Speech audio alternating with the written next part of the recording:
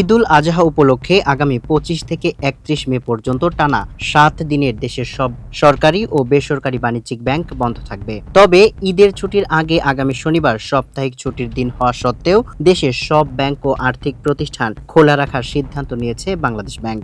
ফলে ঈদের ছুটির আগে আগামী শনি ও রোববার ব্যাংকের স্বাভাবিক কার্যক্রম ও লেনদেন চলবে।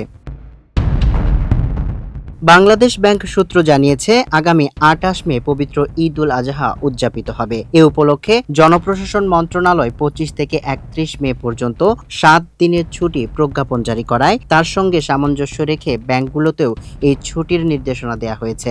একই সঙ্গে ব্যাংকের এই ছুটির কারণে আগামী শনিবার সাপ্তাহিক ছুটি বাতিল করা হয়েছে।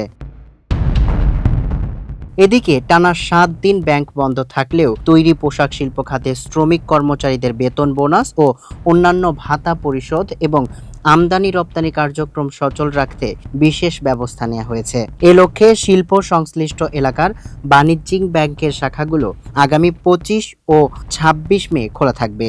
এসব এলাকায় ১০টা থেকে ৩টা পর্যন্ত ব্যাংক খোলা থাকলেও গ্রাহকরা লেনদেন করতে পারবেন বেলা ১টা পর্যন্ত। দীর্ঘ এই ছুটির সময়ে গ্রাহকদের লেনদেন সচল রাখতে এটিএম বুথ, ইন্টারনেট ব্যাংকিং ও মোবাইল ফিনান্সিয়াল সার্ভিস সার্বক্ষণিক চালু থাকবে। সামিউল ইসলাম, মানবকণ্ঠ।